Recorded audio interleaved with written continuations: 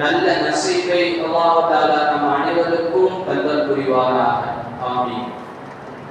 கண்ணியத்திற்குரிய அல்லாஹ்வின் நல்லடியார்களே, இந்த உலக வாழ்க்கையில் அல்லாஹ் தஆலா நமக்கு எண்ணில் அடங்காத நிஅமத்துக்களை, அருள்கொடைகளை அல்லாஹ் தஆலா கொடுத்து கொண்டே இருக்கிறார். அல்லாஹ் தஆலா கொடுக்கக்கூடிய இந்த நிஅமத்திற்கு நாம் நன்றி செலுத்த கடமைப்பட்டுள்ளோம். எந்த அளவுக்கு அல்லாஹ் தஆலா நமக்கு அருள்கொடைகளை கொடுத்திருக்கிறான் என்று சொன்னால், அல்லாஹ் குர்ஆனிலே சொல்வான், வ இன் தஅது நிஅமத்தல்லாஹி லா துஹஸூஹா, நான் உங்களுக்கு கொடுத்த நிஅமத்துகளுக்கு நீங்கள் அருள்கொடைக்கு நீங்கள் நன்றி செலுத்தினீர்கள் என்று சொன்னால், எண்ணி பார்த்தீர்கள் என்று சொன்னால், அதை உங்களால் எண்ணி பார்த்து விட முடியாது. அந்த அளவிற்கு அருள்கொடைகளை நான் உங்களுக்கு கொடுத்திருக்கின்றேன் என்பதாக அல்லாஹ் தஆலா குர்ஆனிலே சொல்வான்.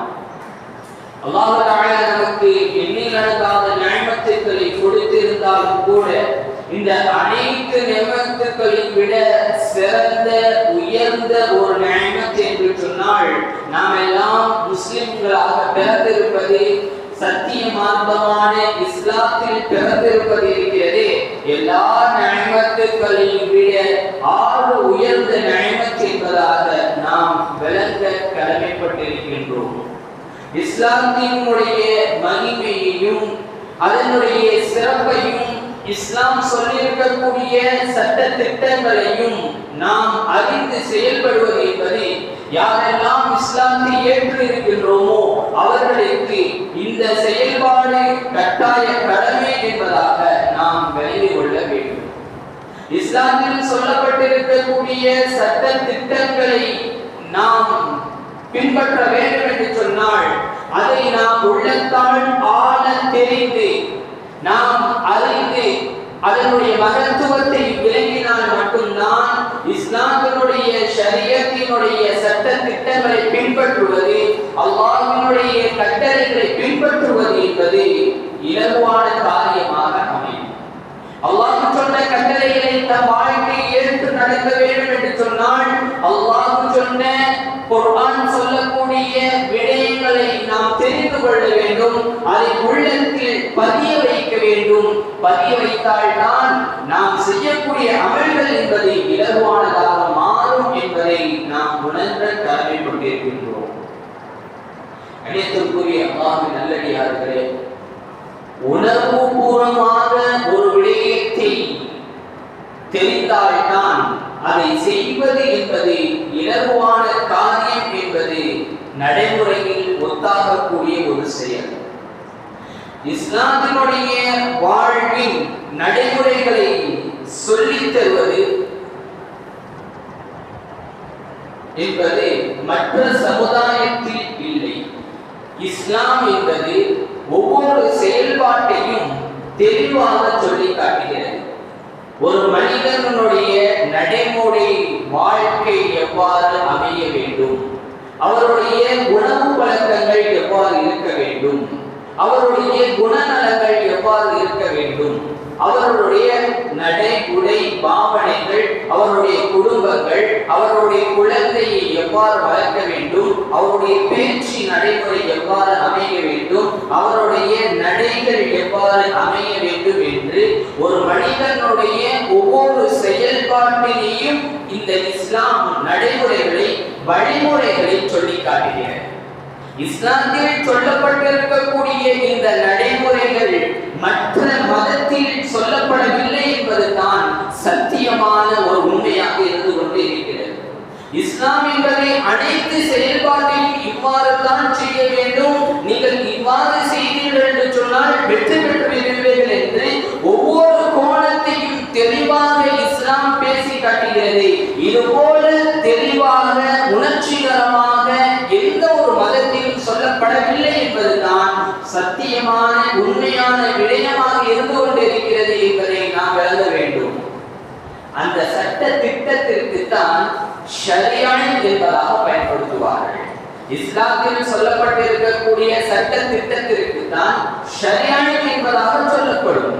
இந்த ஷரியாத்தினுடைய சட்ட திட்டங்கள் என்பது எல்லா விதத்திலும் சொல்லப்பட்டிருக்கிறது. அந்த சொல்லப்பட்டதை நாம் வாழ்வில் ஏற்று நடப்பது என்பது ஒவ்வொரு முஸ்லிம் மீது கட்டாய கடமை என்பதாகவும் இஸ்லாம் தெளிவாக சொல்கிறது. எந்தெந்த விஷயங்கள் எல்லாம் சட்டத்திட்டங்கள் சொல்கிறது என்று சொன்னால், தண்ணீரில் ஆரம்பித்து ஒரு மனிதன் மரணித்தார் என்று சொன்னால் அந்த ஜனாசாவை எவ்வாறு குளிப்பாட்ட வேண்டும், அந்த ஜனாசாவை எவ்வாறு அடக்கம் செய்ய வேண்டும் என்ற ஒவ்வொரு கோணத்தையும் இஸ்லாம் சொல்லி காட்டுகிறது. மேலோட்டமாக பார்த்தால் தண்ணீர் என்று சொன்னால் இந்த தண்ணீரை கொண்டு ஒளி செய்வது கூடுமா, இந்த தண்ணீரை பயன்படுத்துவது கூடுமா, இந்த தண்ணீர் சுத்தமானது பிற நகரை சுத்தப்படுத்துமா என்று பல விடயங்களை இந்த தண்ணீரின் மூலமாக ஷரியத்தினுடைய சட்டத்திட்டங்களை நாம் எடுக்கலாம். தொழுகையில் எடுத்துக்கொண்டால் தொழுகையிலே பல ஷரியத் சட்டத்திட்டங்களை நாம் எடுக்கலாம். வியாபாரத்தை எடுத்துக்கொண்டால் வியாபாரத்திலே பல ஷரியத் சட்டத்திட்டங்களை நாம் எடுக்கலாம். ஆக சுருக்க சொல்ல போனால் இஸ்லாத்தில் மட்டும்தான் அனைத்து ஷரியத்தினுடைய சட்ட திட்டங்களையும் சொல்லப்பட்டு இருக்கிறது என்பது நிதர்சனமான சத்தியமான உண்மை. இதை நாம் உணர வேண்டும். உணர்வது மட்டுமல்லாமல் இதை செயல்படுத்த வேண்டும் என்பதாக குர்ஆன் நமக்கு சொல்லி காட்டுகிறது. நினைத்துக்குரிய அல்லாஹ்வின் நல்லடியார்களே, ஷரீஅத்தினுடைய சட்ட திட்டங்களை நாம் பின்பற்றித்தான் ஆக வேண்டும். அவ்வாறு பின்பற்றாததின் அடிப்படையில் நாம் பார்க்கின்றோம், பாசிச அரசானது ஷரீஅத்தை பற்றி தெரியாதவர்கள் எல்லாம் ஷரீஅத்தினுடைய சட்ட திட்டங்களை கை வைத்து அதை சீர்குலைக்கக்கூடிய காட்சிகளை ஒன்றன் பின் ஒன்றாக நாம் பார்த்து கொண்டுதான் இருக்கின்றோம். இஸ்லாமினுடைய கட்டமைப்பை விளங்காதவர்கள், இஸ்லாம் என்று சொன்னால் என்னவென்று கூட அறியாதவர்கள் எல்லாம் அல்லாஹ்வினால் ஏற்படுத்தப்பட்ட சத்திய சஹாபாக்கள் பின்பற்றி வாழ்ந்த சத்திய நபிமார்கள் எடுத்துரைத்த அந்த ஷரீஅத்தினுடைய சட்டத்திட்டங்களில் கை வைத்து இன்று ஒரு மிகப்பெரிய ஒரு போராட்டத்தை பாசிச அரசு செய்து கொண்டிருப்பது என்பது உண்மையான ஒரு விஷயமாக இருந்து கொண்டு இருக்கிறது. பாசிச அரசனுடைய நோக்கம் என்ன? முஸ்லிம் மக்களை அடிமையாக்க வேண்டும், முஸ்லிம்களை பயத்தில் இந்த உலகத்தில் வாழ வைக்க வேண்டும், அவர்களுடைய ஷரீஅத்தினுடைய சட்ட திட்டங்களில் குழப்பத்தை ஏற்படுத்த வேண்டும் என்பதற்காக ஒன்றன் பின் ஒன்றாக தொடர்படியாக ஒவ்வொரு பிரச்சனையை கொண்டு வந்து முஸ்லிம் மக்களின் மீது அவதூறை திணிக்கிறது, முஸ்லிம் மக்களின் மீது விரோதத்தை துணிக்கிறது என்பதை நாம் தெரிந்த ஒரு உண்மையாக தான் இருக்கிறது. ஒரு செயல்பாடு நடந்து முடிய சில காலத்திற்கு பிறகு அடுத்து இஸ்லாமிற்கு எதிரான ஒரு செயல்பாடு என்பது நடைபெறுகிறது. அந்த விடயங்கள் பேசப்பட்டுக் கொண்டிருக்கிறது, அதற்குண்டான முயற்சிகள் நடைபெற்றுக் கொண்டிருக்க இன்னொரு செயல்பாடுகள் இது போல தொடர்படியாக நடந்து கொண்டே இருக்கிறது. பாசிச அரசானது முஸ்லிம் மக்களை விரோதியாக ஆக்க வேண்டும். எந்த அளவுக்கு சொல்கிறது என்று சொன்னால், முஸ்லிம்கள் இந்த உலகத்தில் இருக்கக்கூடாது, இஸ்லாம் என்பதை அழிய வேண்டும் என்ற ஒரு நோக்கத்தில் தான் பாசிச அரசானது செயல்பட்டுக் கொண்டிருப்பது என்பதை நாம் உணர்ந்த கடமைப்பட்டு இருக்கின்றோம். என்ஆர்சியினுடைய பிரச்சனைகள் வந்தது, முத்தலாக்கினுடைய பிரச்சனைகள் வந்தது, இது போல ஒவ்வொரு விதமான பிரச்சனைகளும் வர இறுதியாக வக்ஃபினுடைய சட்டத்தில் வந்திருக்கிறது. வக்ஃபினுடைய சட்டம் முடிவு பெற இப்பொழுது சில நாட்களுக்கு முன்னால் காஷ்மீரிலே மிகப்பெரிய ஒரு போராட்டத்தை, மிகப்பெரிய ஒரு அழிவை இந்த பாசிச அரசானது ஏற்படுத்தி இருக்கிறது. இதை செய்தது மட்டும் அல்லாமல் அதனுடைய பழியை இஸ்லாமியர்களுக்கு மேலே துணிக்கிறது என்பது உண்மையான ஒரு விஷயம். ஊடகங்களை எடுத்து பார்த்தால் நமக்கு தெரியும், பாசிச அரசில் இருக்கக்கூடிய நபர்கள் என்ன செய்கிறார்கள்?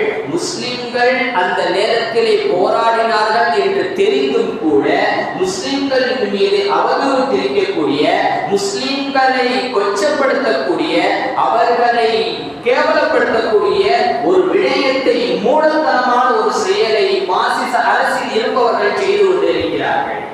நேற்றுக்குரியவர்களே, அந்த விடயத்தை காஷ்மீரினுடைய அந்த கொடுமையை நாம் பார்க்கும் பொழுது தெரிகிறது.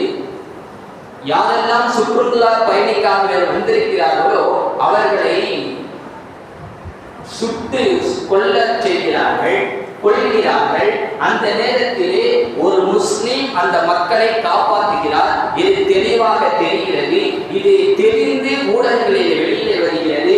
ஆனால் பாசிச அரசில் இருக்கக்கூடியவர்கள் என்ன செய்கிறார்கள் என்று சொன்னால், இந்த கொடூரத்தை ஏற்படுத்தியது முஸ்லிம் என்பதாக சொல்கிறார். சகோதரத்துவத்தை எதிர்த்துரைத்த இஸ்லாம் சகோதரத்துவம் இல்லாமல் இருக்கக்கூடிய அந்த முஸ்லிம்கள் தான் செய்தார் என்பதாக சொல்கிறார். அது மட்டுமல்லாமல் அவர் சொல்லக்கூடிய ஒரு விஷயம், இதற்கு முழுக்க முழுக்க காரணம் முஸ்லிம்கள் தான். முஸ்லிம் பயங்கரவாதி என்கின்ற வார்த்தையை பயன்படுத்துகிறார். ஏன் சொல்கிறேன் என்று சொன்னால், பாசிச அரசு இஸ்லாத்திற்கு எதிரான நம்மளை அழிக்க வேண்டும், ஷரியத்தினுடைய சட்ட திட்டங்களை விட்டு பின்தள்ள வேண்டும் என்பதற்காக தூர நோக்கோடு அவர்கள் செயல்பட்டுக் கொண்டிருக்க, நாம் இன்னும் உறங்கிக் கொண்டு இருக்கின்றோம் என்பது நிதர்சன உண்மையாக இருந்து கொண்டிருக்கிறது. அனைத்திற்குரிய அல்லாஹ்வின் நல்லடியார்களே, ஷரியத்தினுடைய சட்ட திட்டங்களை பாதுகாப்பதற்கு, நம்முடைய உரிமைகளை நாம் மீட்டெடுப்பதற்கு நாம் எந்த அளவுக்கு முயற்சி செய்திருக்கின்றோம்? ஷரியத்தினுடைய சட்ட திட்டங்களை, மார்க்கத்தினுடைய சட்ட திட்டங்களை பின்பற்றுவதில் என்னுடைய செயல்பாடு எந்த அளவுக்கு இருக்கிறது என்பதை நாம் உணர கடமைப்பட்டிருக்கின்றோம். அனைத்திற்குரிய அல்லாஹ்வின் நல்லடியார்களே, ஷரியத்தினுடைய சட்ட திட்டம் என்பது, இஸ்லாத்தில் சொல்லப்பட்டிருக்கக்கூடிய மார்க்க சட்ட திட்டம் என்பது ஒருபொழுதும் மாற்றப்படாது. ஏனென்று சொன்னால், இது அல்லாஹ்வினால் ஏற்படுத்தப்பட்டது. ஒரே நேரத்தில் இந்த ஷரியத்தினுடைய சட்ட திட்டம் என்பது ஏற்படுத்தவில்லை. அல்லாஹ் தஆலா காலத்திற்கு ஏற்றார் போல, தேவைக்கு ஏற்றார் போல அல்லாஹ் தஆலா மார்க்கத்தினுடைய சட்ட திட்டங்களை ஏற்படுத்தி இருக்கின்றான். இது நிதர்சனமானது, உண்மையானது. இதை பின்பற்றி வாழ வேண்டும் என்பதாக இஸ்லாம் சொல்ல, இந்த ஷரியத்தினுடைய சட்ட திட்டங்கள் கியாமத் நாள் வரை நிலை பெற்று இருக்கும் என்பதை இஸ்லாம் தெளிவாக பேசி காட்டுகிறது.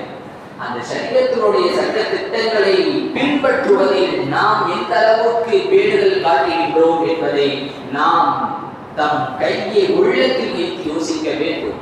அல்லாஹ் தஆலா குர்ஆனிலே சொல்கின்றான், "சும்ம ஜஅல்னாக அலா ஷரீஅத்தின் மினல் அம்ரி ஃபத்தபிஅஹா."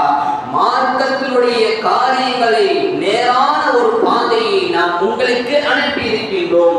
ஃபத்தபிஅஹா, நீங்கள் அதை பின்பற்றி வாழுங்கள் என்பதாக அல்லாஹ் தஆலா சொல்லிவிட்டு அல்லாஹ் தஆலா அடுத்து சொல்கின்றான், "வலா தத்தபிஅ அஹ்வாஅஹும்." உங்களுடைய உள்ளங்கள் சொல்லக்கூடிய, உங்களுடைய மன இச்சைகள் சொல்லப்படக்கூடிய அந்த செயல்பாடுகளை நீங்கள் ஏற்று இந்த வாழ்க்கையில் நடக்க வேண்டாம் என்பதாக அல்லாஹ் தஆலா நமக்கு எச்சரிக்கின்றான். ஷரியத்தினுடைய சட்ட திட்டங்களை நீங்கள் ஏற்று நடங்கள். உங்களுடைய உள்ளம் எது சொல்கிறதோ அதை ஏற்று நடக்காதீர்கள் என்பதாக அல்லாஹ் தஆலா சுருக்க நமக்கு சொல்லிவிட்டான். கணியத்திற்குரியவர்களே, ஷரியத்தினுடைய சட்ட திட்டங்களை நாம் ஏற்று நடப்பதினால் தான் இந்த உலகத்தில் நமக்கு கண்ணியமும் நிம்மதியும் இருக்கிறது. நாளை மறுமையிலும் கண்ணியமும் நிம்மதியும் இருக்கிறது என்பதை நாம் யோசிக்க கடமைப்பட்டிருக்கின்றோம். ஒரு விடயத்தில் தம்முடைய உள்ளம் சொல்லக்கூடிய அந்த சூழ்நிலை, மாற்றமான ஒரு செயல்களை உள்ளம் சொல்கிறது, அதை பின்பற்றும் பொழுது அந்த நேரத்தில் அது வேண்டால் சந்தோஷமாக இருக்க, நாளை மறுமையில் அது நமக்கு பாதகமாக மாறிவிடும். உதாரணத்திற்கு சொல்ல போனால், தொழுகைக்காக வேண்டி பாங்கு சொல்லப்பட்டு விட்டது. அந்த நேரத்திலே முக்கியமான ஒரு வேலை என்பது வந்துவிட்டது. உள்ளம் என்ன சொல்லும்? தொழுகையினுடைய மகிமையும் சிறப்பை விளங்கியிருந்தால் தொழுகை என்பதாக சொல்லும். ஆனால் பொதுவாக எடுத்துக்கொண்டோம் என்று சொன்னால், உள்ளம் சொல்லக்கூடிய ஒரு வேலையம் அந்த செயலை செய்து விட்டு தொழுகைக்கு வந்துவிடலாம். தொழுகை, நாம் தொழுகையை பிற்படுத்திக் கொள்வதற்கு மார்க்கத்தில் அனுமதி இருக்க, இந்த செயல் இப்பொழுது விட்டால் அது தீர்ந்துவிடும், இதை செய்துவிட்டு பிறகு கொள்ளலாம் என்பதாக உள்ளம் சொல்லும். ஆனால் இஸ்லாம் சொல்கிறது, நீங்கள் நன்மையான காரியத்தில் விரைந்து செல்லுங்கள், அந்த நேரத்தில் நீங்கள் தொழுகையை முற்படுத்த வேண்டும், உள்ளத்தை முற்படுத்த கூடாது என்பதாக இஸ்லாம் சொல்கிறது. எப்பொழுது நாம் ஷரியத்தினுடைய சட்ட திட்டங்களை நாம் ஏற்று நடப்போமோ அப்பொழுது அல்லாஹ் தஆலா கண்ணியத்தையும் நிம்மதியையும் சந்தோஷத்தையும் தருகின்றான். நாம் எப்படி வாழ வேண்டும் என்பதாக நினைக்கின்றோமோ அப்படிப்பட்ட ஆட்சியாளர்களை அல்லாஹ் தருகின்றான். கண்ணியத்திற்குரிய அல்லாஹ் நல்லடியார்களே, ஷரியத்தினுடைய சட்ட திட்டங்களை அவ்வப்போதே ஏற்பட்டது என்பதற்கு ஒரு வரலாற்றை நினைவு கூற விரும்புகின்றேன். அவர்கள் உஹத் யுத்தத்திலே கலந்து கொள்கிறார்கள். அவர்களுக்கு 2 குழந்தைகள் இருக்கிறார்கள். உஹத் யுத்தத்திற்கு செல்கிறார்கள், மரணித்து விடுகிறார்கள். ஆனால் முன்னாள் அரபியர்களுடைய ஒரு பழக்கம் என்னவென்று சொன்னால், யார் போருக்காக வேண்டி செல்கிறார்களோ அவர்களுடைய உடைமைகளை சொத்துக்களை யார் பார்த்துக் கொள்கிறாரோ அவருக்கு உரியதாக அது மாறிவிடும் என்பது முன்னால் இருக்கக்கூடிய அரபியர்களுடைய ஒரு நடைமுறை. உதாரணத்திற்கு சொல்ல போனால், இப்பொழுது நான் போருக்காக வேண்டி செல்கின்றேன், என்னுடைய உடைமைகளை என்னுடைய சகோதரர் பார்க்கிறார், நான் யுத்தத்திலே சென்று மரணித்து விட்டேன் என்று சொன்னால் என்னுடைய உடைமைகளும் சொத்துக்களும் என்னுடைய சகோதரனுக்கு மாறிவிடும். இப்படிப்பட்ட ஒரு பழக்கம் என்பது இருந்தது. யுத்தத்திற்கு செல்கிறார்கள், சென்று மரணித்து விடுகிறார்கள். அவர்களுடைய சகோதரர்கள் அவர்களுடைய சொத்தை எடுத்துக் கொள்கிறார்கள். அவர்களுடைய மனைவி தன்னுடைய 2 பெண் குழந்தை அழைத்துக் கொண்டு நபி ஸல்லல்லாஹு அலைஹி வஸல்லம் அவர்களிடத்திலே வந்து முறையிடுகிறார்கள். யா ரசூலல்லாஹ், என்னுடைய கணவர் உஹத் யுத்தத்திற்கு சென்றார், மரணித்து விட்டார். அவருடைய சொத்தை அனைத்தும் அவருடைய சகோதரர்கள் எடுத்துக் கொண்டார்கள். என்னிடத்தில் 2 பெண் குழந்தைகள் இருக்கிறார்கள். அவர்களுக்கு தேவையை பூர்த்தி செய்வதற்கு என்னிடத்தில் எந்த ஒரு வருமானமும், எந்த ஒரு சொத்தும், எந்த ஒரு செல்வமும் இல்லை. இந்த விடயத்தில் நீங்கள் தீர்ப்பு கொடுங்கள் என்பதாக நபி ஸல்லல்லாஹு அலைஹி வஸல்லம் அவர்களிடத்திலே முறையிட நபி ஸல்லல்லாஹு அலைஹி வஸல்லம் அவர்கள் சொல்லி அனுப்பினார்கள், உங்களுக்கு தீர்வு அல்லாஹ் கொடுப்பான் என்பதாக சொல்லி அனுப்பிவிட்டார்கள். சில காலங்கள் கழிக்கிறது, தீர்வுகள் கிடைக்கவில்லை. மீண்டும் நபியிடத்திலே வந்து அழுது முறையிடுகிறார்கள். அல்லாஹ் தஆலா அந்த நேரத்திலே சொத்துக்களுடைய பிரித்து கொடுத்தல் பற்றி அல்லாஹ் தஆலா வஹியை இறக்குகின்றார். யாருக்கு எப்படிப்பட்ட சொத்தை பிரித்து கொடுக்க வேண்டும், சொத்தை பிரித்து கொடுக்கக்கூடிய வழிமுறைகள் என்ன என்ற ஷரீஅத்தினுடைய சட்டத்தை அந்த நேரத்தில் அல்லாஹ் தஆலா நபி அவர்களுக்கு வஹியாக இறக்குகின்றார். இந்த ஆயத்தை நபி அவர்கள் அந்த பெண்ணுக்கு தீர்வாக சொல்லி அனுப்பினார்கள் என்பதாக வரலாறுகள் சொல்கிறது. ஏன் இதை கூறுகின்றேன் என்று சொன்னால், ஷரீஅத்தினுடைய சட்ட திட்டங்களை ஒரு நபரால் ஒரே நேரத்தில் எழுதி முடிக்கப்படவில்லை, காலத்திற்கு தோதுவாக இறக்கப்பட்டது என்பதை நாம் விளங்கிக் கொள்ள கடமைப்பட்டிருக்கின்றோம். கண்ணியத்திற்குரிய அல்லாஹ்வின் நல்லடியார்களே, இந்த ஷரீஅத்தினுடைய சட்ட திட்டங்களில் நம்முடைய வாழ்க்கை எவ்வாறு அமைந்திருக்கிறது, அல்லாஹ் தஆலா ஒவ்வொரு செயல்பாட்டையும் இவ்வாறு தான் வாழ வேண்டும் என்பதாக குர்ஆனில் சொல்லிவிட்டான். அதை எடுத்துரைப்பதற்காக இந்த உலகத்திலே 1,00,000க்கும் அதிகமான நபிமார்களை அனுப்பிவிட்டான். அந்த ஒவ்வொரு நபிமார்களும் வந்து செய்த ஒரு வேலை என்ன, குர்ஆனை பற்றி மக்களிடத்தில் எடுத்துரைப்பார்கள், அவர்களுடைய உள்ளத்தை பதப்படுத்துவார்கள். இதுதான் அவர்களுடைய வேலை. அப்படி பதப்படுத்தி உருவாக்குனவர்கள் தான் சஹாபாக்கள். அவர்கள் கேட்டுக்கொண்டது மட்டுமல்லாமல் நபியினுடைய சபையில் அமர்ந்து தெரிந்து கொண்டது மட்டுமல்லாமல் வாழ்க்கையில் அவ்வாறே பின்பற்றினார்கள்.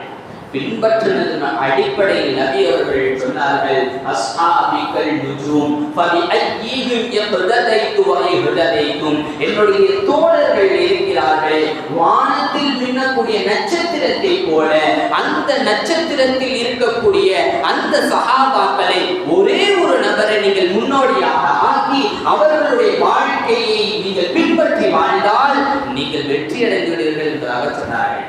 இந்த சஹாபாக்களுடைய முன் வாழ்ந்த விடயத்தை நீங்கள் யோசித்தால், முன்னால் அவர்கள் இஸ்லாத்தை ஏற்பதற்கு முன்னால் எவ்வாறு இருந்தார்கள், அடிமட்ட தளத்தில் மடமையில் இருந்து கொண்டு இருந்தார்கள். அவர்கள் எல்லாம் மனிதர்களா என்று கேட்கக்கூடிய, மனம் நெகிழக்கூடிய, மனசாட்சி இல்லாமல் வாழ்ந்த அந்த நபர்களை நபி அவர்கள் பக்குவப்படுத்தினார்கள். அந்த சஹாபாக்கள் தெரிந்து அமல் செய்தார்கள். கண்ணியத்திற்குரியவர்களே, விளங்கக்கூடிய ஒரு விஷயம், தெரிவது இங்கு அவசியம் அல்ல, தெரிவதுடன் அமல் தான் இங்கு அவசியம் என்பதை நாம் விளங்கிக் கொள்ள கடமைப்பட்டிருக்கின்றோம். இஸ்லாத்தினுடைய ஷரீஅத் சொல்கிறது, வெட்கத்தை பற்றி பேசி காட்டுகிறது. இந்த வெட்கம் என்பது ஈமானோடு தொடர்புடையது என்பதாக சொல்கிறது. நபி அவர்கள் சொன்னார்கள், ஹயாஉ ஷுஅபத்து மினல் ஈமான். வெட்கம் என்பது ஈமானுடைய ஒரு பகுதி என்பதாக சொன்னார்கள். இஸ்லாம் சொல்கிறது, ஹஜ் செய்வது 5 கடமை. நமக்கு கடமையாக்கப்பட்ட 5 கடமையில் ஒரு கடமை ஹஜ் செய்வது, உம்ரா செய்வது. இந்த கடமையில் கூட நீங்கள் ஒரு ஆணினுடைய துணை இல்லாமல் செல்லக்கூடாது என்பதாக இஸ்லாம் சொல்லக்கூடிய இந்த ஷரீஅத்தினுடைய அடிப்படையில் நாம் யோசித்தால், இன்றைய காலத்தில் பெண்கள் இந்த வெட்கத்தினுடைய, இந்த மஹரத்தினுடைய இந்த பேணுதல் எவ்வாறு இருக்கிறது யோசிக்க கடமைப்பட்டிருக்கின்றோம். பெண்கள் ஆண்களுடைய துணை இல்லாமல் தனியாக வெட்கமின்றி உலகத்திலே சுத்தி திரியக்கூடிய காட்சியை நாம் பார்க்கின்றோம்.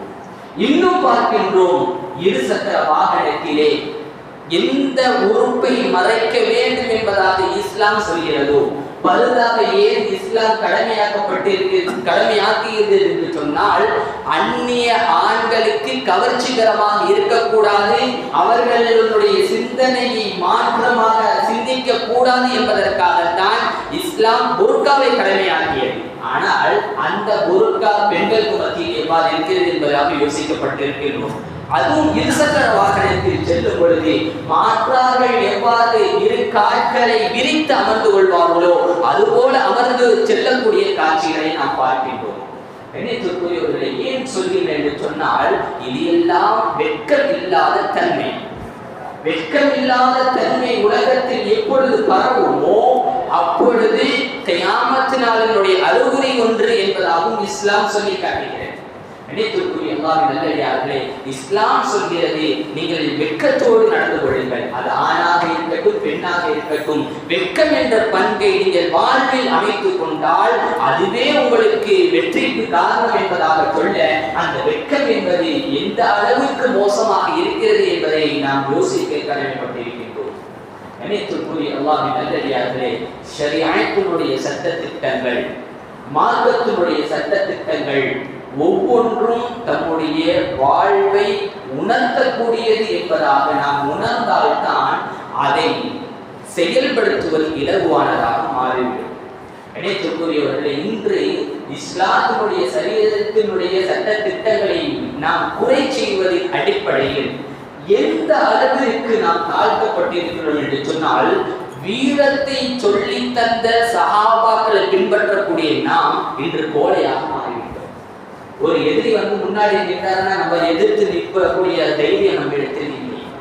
வெட்கத்தை சொல்லி தந்தக்கூடிய சஹாபி பெண்மக்களுடைய அந்த வாழ்வை பின்பற்றக்கூடிய தம்முடைய பெண்களிடத்திலே வெட்கம் என்பது எங்கு விற்கிறது என்று கேட்கக்கூடிய சூழ்நிலை மாறிவிட்டது. இஸ்லாமினுடைய சரியத்திற்கு, இஸ்லாமினுடைய கட்டமைப்புக்கு ஒரு குறை என்று சொன்னால் உடனே போரெடுத்து நிற்கக்கூடிய அந்த சமூகத்தை பின்பற்றக்கூடிய நாம் இன்று இஸ்லாத்தினுடைய ஷரீஅத்தினுடைய ஒரு குறைபாடு என்று சொன்னால் அதை முன் வருவதற்கு தம்முடைய மனம் என்பது ஏற்படுத்தியதாக இல்லை. ஏன் இந்த அளவுக்கு முஸ்லிம்கள் தாழ்த்தப்பட்டு விட்டார்கள்?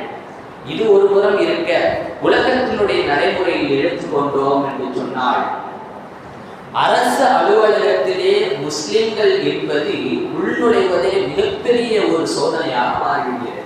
அவ்வாறு உள்நுழைந்தாலும் கூட அவர் நிரந்தரமாக இருப்பது மிகப்பெரிய ஒரு சோதனை. எங்கு சென்றாலும் இஸ்லாமியர்களுக்கு அடிமேல் அடி விழுந்து கொண்டே இருக்கிறது. எங்கு சென்றாலும் இஸ்லாமியர் கேவலப்படுத்தப்படுகிறார்கள்.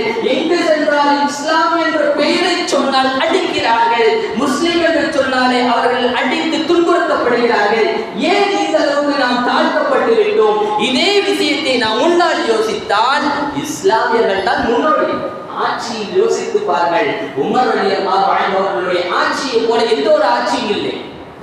இஸ்லாமியர்கள் தான் சகோதரத்துவத்திற்கு முன்னோடி. ஒவ்வொரு செயல்பாட்டிலும் முன்னோடியாக இருந்த அந்த சஹாபாக்களை பின்பற்றக்கூடிய நாம் இன்று தாழ்ந்து கொண்டிருக்கின்றோம். காரணம் ஒன்றே ஒன்று, இஸ்லாம் சொல்கிறது, ஹதீஸ் சொல்கிறது, எப்பொழுது முஸ்லிம்கள் ஷரியத்தினுடைய சட்ட திட்டங்களுக்கு மாற்றமாக நடப்பார்களோ அப்பொழுது கேவலப்படுத்தப்படுவார்கள். எப்பொழுது மாற்றமாக நடப்பார்களோ அப்பொழுது இஸ்லாம் என்று சொன்னால் இஸ்லாத்தின் அடிப்படையில் தெரியாதவர்கள் எல்லாம் இஸ்லாமியர்களை ஆட்சி செய்வார்கள் என்பதை ஹதீஸினுடைய கூற்று. யோசிக்க கடமைப்பட்டிருக்கின்றோம். எந்த அளவுக்கு மனம் ஏங்குகிறது என்று சொன்னால், எதிர்பார்க்கிறது, பயப்படுகிறது என்று சொன்னால், கியாமத் நாள் வந்துவிடுமோ என்று இது பயப்படக்கூடிய ஒரு சூழ்நிலை. ஏன் என்று சொன்னால், நபி அவர்கள் கியாமத் நாளுடைய அடிப்படையான எந்த அடையாளங்கள் எல்லாம் சொன்னார்களோ எல்லா அடையாளங்களும் தற்போதைய சூழ்நிலையில் நடைபெற்று கொண்டிருக்கிறது என்பதை நாம் உணர கடமைப்பட்டிருக்கின்றோம். நபி ஸல்லல்லாஹு அலைஹி வஸல்லம் அவர்கள் கியாமத் நாளுடைய அடையாளங்களில் ஒரு அடையாளமாக சொன்னார்கள், முன்னால் வாழ்ந்த சமுதாயத்தினர் எவ்வாறு தம்முடைய வாழ்க்கையை அமைத்துக் கொண்டார்களோ அதுபோல இப்பொழுது வாழக்கூடிய முஸ்லிம்கள் அவ்வாறு வாழ்க்கையை அமைத்துக் கொள்வார்கள். எந்த அளவுக்கு என்று சொன்னால், உடும்பு என்பது தம் குந்தில் எவ்வாறு செல்லுமோ அதை அவர்கள் செய்தாலும் கூட அதையும் முஸ்லிம்கள் செய்வார்கள். அவர்கள் எதை செய்தார்களோ அதுதான் வாழ்க்கை, அதுதான் வெற்றி என்பதாக நினைத்து அந்த முஸ்லிம்கள் அதையே பின்பற்றுவார்கள். இஸ்லாத்தினுடைய சரியானதை யோசிக்க மாட்டார்கள், அதை புறம் தள்ளுவார்கள். முன்னால் வாழ்ந்த சமுதாயத்தினர் எதை செய்தார்களோ அவ்வாறே பின்பற்றி நடப்பார்கள். அவ்வாறு நடந்தால் கியாமத்தை எதிர்ப்பார் என்பதாக சொன்னார்கள். உடனே சஹாபாக்கள் கேட்டார்கள், யா ரசூலல்லாஹ், முன்னால் வாழ்ந்த சமுதாயத்தினர் யார் என்பதாக கேட்க நபி அவர்கள் சொன்னார்கள், யஹூதிகளும் நஸரானிகளும் என்பதாக சொன்னார்கள். பாருங்கள், யோசிக்க கடமைப்பட்டிருக்கின்றோம். மாற்றார்களுடைய வாழ்க்கையினுடைய நடைமுறை எவ்வாறு இருந்ததோ அதுபோல இன்று இஸ்லாமியர்களுடைய நடைமுறை அவ்வாறு இருந்து கொண்டு இருக்கிறது. எத்தனை அனாச்சாரங்கள்! பெண்கள் மறைக்கப்படக்கூடியவர்கள். எவ்வாறு முன்னால் உள்ளவர்கள் வெட்கமின்றி திரிந்தார்களோ இன்று மறைமுகமாக எந்த விஷயத்தை செய்ய வேண்டும் என்பதாக இஸ்லாம் சொல்கிறதோ இன்று ஊடகங்களிலே பெண் மக்கள் திரிகிறார்கள். கணவனோடு ஒன்றிணைந்து இந்த உலகத்திலே இப்பொழுது ஷரியத்திற்கு மாற்றமாக ஊடகங்களை திரிகிறார்கள்.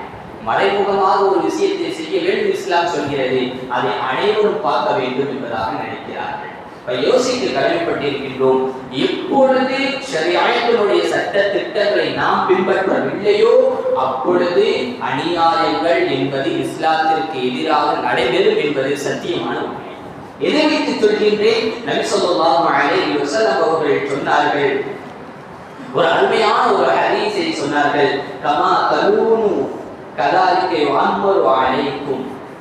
எப்பொழுது நீங்கள் இஸ்லாத்தினுடைய ஷரியத்திற்கு மாற்றமாக நீங்கள் நடப்பீங்களோ அப்பொழுது இஸ்லாத்திற்கு மாற்றமான ஆட்சியாளர்கள், இஸ்லாத்தை அழித்து ஒழிக்கக்கூடிய ஆட்சியாளர்கள் என்பது உங்களுக்கு சாட்டப்படும் என்பதாக நபி அவர்கள் சொன்னார்கள்.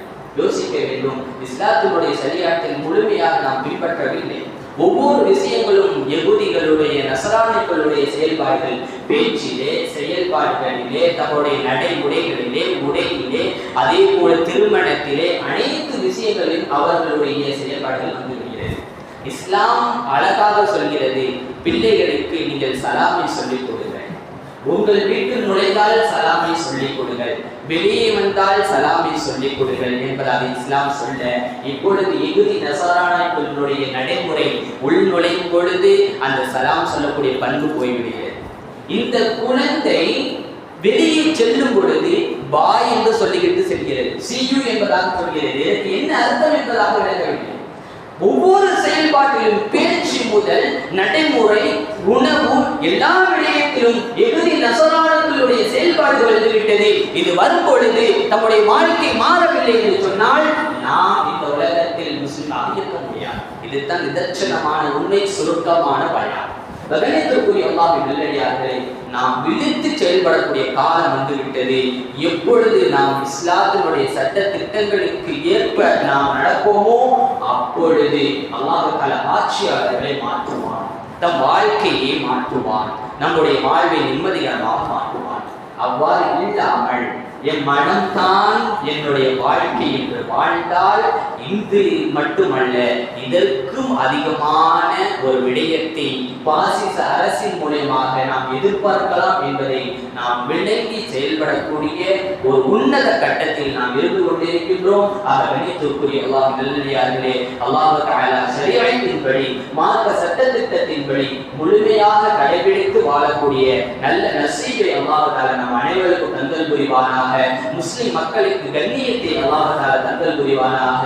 தாய்வேலை தொடரக்கூடிய நல்ல மக்களாக அல்லாஹ் தஆலா நம் அனைவரும் உருவாக்கிடுவானாக. நாளை மறுமையில் ஜன்னத்துல் ஃபிர்தௌஸ் என்ற உயர்ந்த சொர்க்கத்திலே நாம் எல்லாம் பிரவேசிக்கக்கூடிய நல்ல நசீபை அல்லாஹ் தஆலா நம் அனைவருக்கும் தந்தல் புரிவானாக. ஆமீன். வாஹிர் தஅவானா அல்ஹம்துலில்லாஹி ரப்பில் ஆலமீன். அஸ்ஸலாமு அலைக்கும் வ ரஹ்மத்துல்லாஹி வ பரகாத்துஹு.